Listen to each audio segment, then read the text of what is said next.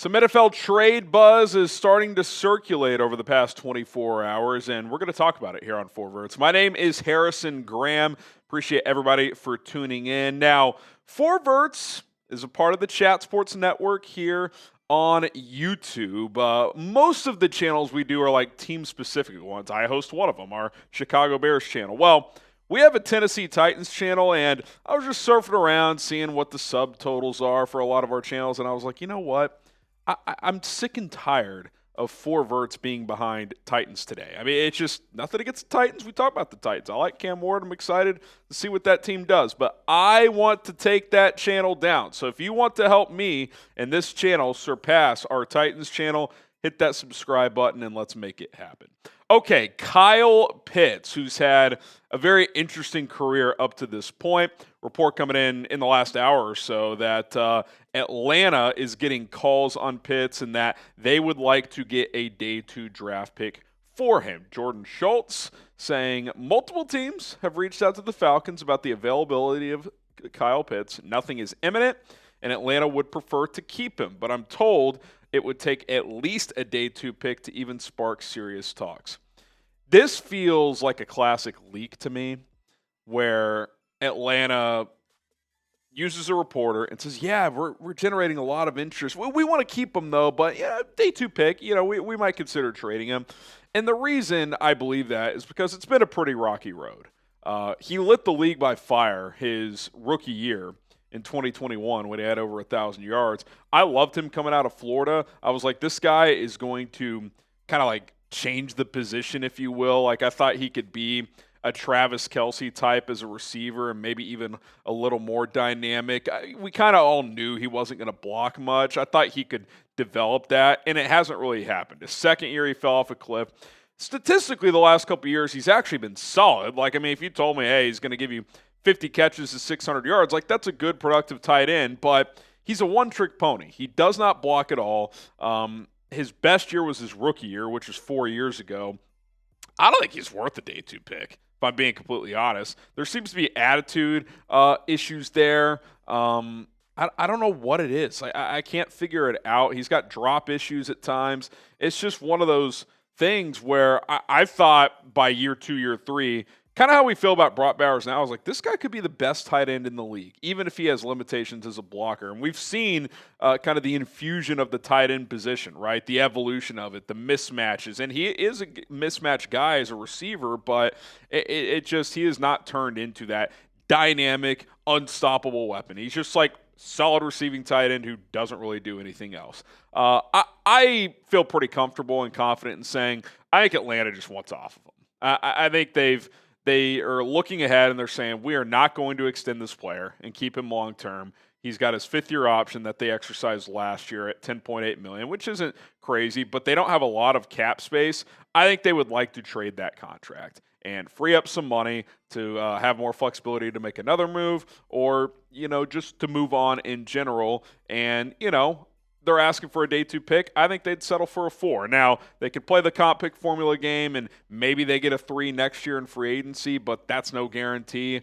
I think that they have made the decision that they do not want to keep him long term. So they're using the media to say, yeah, we're getting a lot of interest. If we get a day 2 pick, I guess we'll consider it, but we'd love to keep him. I think they want off him. That's my theory. I think there's a few teams. Shout out producer Cullen for throwing out the Titans. I think that's an interesting one to really lean into Cam Ward in a bad division. Could Tennessee, who had a pretty good defense last year, sneak up on Houston and challenge them for the AFC South? I don't mind that fit at all. We'll get to Pittsburgh in a bit. I don't think they're a fit given Arthur Smith being their OC, and him and Pitts did not seem to mesh well in Atlanta, but they want an offensive player. I think contending teams that could use another weapon could potentially be interested, but this idea that they'd get a 2nd or even a 3rd round pick, that I'd be pretty surprised, especially since he's in a contract year. He's in the final year of his rookie deal. Okay, more tight end movement perhaps. Jonnu Smith, who has had a fascinating career as well, up, down, some really big years, some not so good years. He kind of disappeared for a few years, and last year just exploded in Miami. And I don't blame him. coming off arguably a career year, he wants more money. He's in the final year of a 2-year, just over $8 million contract. And Schefter put this out yesterday saying the Dolphins have had trade talks with the Steelers about their lone Pro Bowler last year, tight end Jonnu Smith. Talks came after Smith expressed an interest to reworking his deal that could that is scheduled to pay him $4.8 million this season, and I think the cash is only about $4 million. With Smith seeking a new contract, Miami has sought a trade partner. Last season, Smith set the record. Yada yada yada. Smith's preference is to stay in Miami on a reworked deal. So it kind of sounds like he wants more money, and Miami's like, thanks but no thanks. We're going to try to move you. We're not going to give you more money. And like I say, he's set to earn 4. Schefter said 4.8, whatever it is, less than $5 million. He certainly outplayed that last year. Now, again, he said this kind of topsy-turvy career, so Miami might just be cautious here and be like, I don't want to give you $10 million. You had an awesome year last year, but are you going to regress to being, 40 catches for 350 yards? Like, it's been a weird journey for him. Miami seems to be in kind of a transition period as well. They're probably going to trade Jalen Ramsey. Tyreek Hill's long-term future is in doubt. So I don't really blame them for not wanting to give Jonnu Smith more money. Now, their tight end room without him is brutal. So I think they'd want to get something back for him. They're certainly not going to cut him. But another interesting note here and why the Steelers have expressed interest is the Arthur Smith connection. He had him in Tennessee, had him in Atlanta. Field Yates putting out the note that he loves Jonnu Smith. And we'll talk more about Pittsburgh in a second, but they're just, I don't really know what they're doing. They're having a very, very interesting offseason, especially considering they still do not really have a quarterback. So we'll talk about them here in just a second. I want to know from you guys, though, if you had to pick one player just for the upcoming year, I think we would all take Kyle Pitts long term because he's 5 years younger than Jonnu Smith. But if you had to pick a tight end for this season, who would you rather have? Type KP for Kyle Pitts, JS for Jonnu Smith. You could make the argument Jonnu Smith is an overall better player. So certainly been a weird journey for both these guys. Okay, more from Schultz here. Just adding to the thought that they want to add some weapons. He says, Steelers have had conversations with multiple teams about adding another playmaker on offense to complement DK Metcalf. Obviously, they traded George Pickens.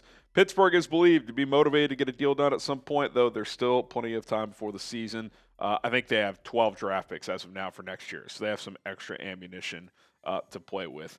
Look, I'm not going to be too critical of Pittsburgh of trying to load up on offense. It's like they've invested in defense forever, so like it's about time, right? The only issue with it, and my biggest issue with the DK trade was, okay, you trade a second-round pick, pay DK $150 million, but then you trade George Pickens, so like your net gain is pretty minimal. So you haven't really improved that much, yet you just handed out $150 million to a receiver. And by the way, you did that, and you don't really have your answer at quarterback. Even if you get Aaron Rodgers, that's not like that doesn't line up with the DK deal. Like who is slinging the rock long term for this team? It is not Mason Rudolph. Maybe it's Will Howard, but that feels like a stretch. I just don't know what to make of what they're doing. Again, if they want to add offensive talent, I'm not going to rip it too much because that's something they have not done historically over the years. And, Jonnu Smith isn't going to cost that much. So I'm not really talking about that specifically, but I'm just like, what is the vision? Like, are you just trying to make it work for this year? But clearly that's not the case because you wouldn't have committed to DK for a half decade. So I think they're in a weird spot. And it's kind of the downside of having a coach of Mike Tomlin's caliber, because you're never bad enough to just bottom out, right? You're never bad enough to just go 4-13 and pick in the top 5, which is kind of why I've made the case of, hey, just start Will Howard all season. Maybe he's a diamond in the rough and he's your guy. Maybe he's not a high-end starter. Maybe he's like what you were hoping Kenny Pickett would be, just a good, solid starter, top 15 guy in the league long term. Maybe you find lightning in a bottle. But if not, and if he sucks, you bottom out for 1 year. I get it. TJ Watt, Cam Hayward, these guys don't want to do that. But going 9-8 and losing in the first round of the playoffs, you've done that for years now. So I just think they're like They're like the Chicago Bulls of the NFL, where like they're never going to suck bad enough to be picking in the top 5, but they have no real shot to win a Super Bowl, even with Aaron Rodgers. Like, he hasn't even made the playoffs in 4 years. So, yeah, I just think it's a weird situation going on right now.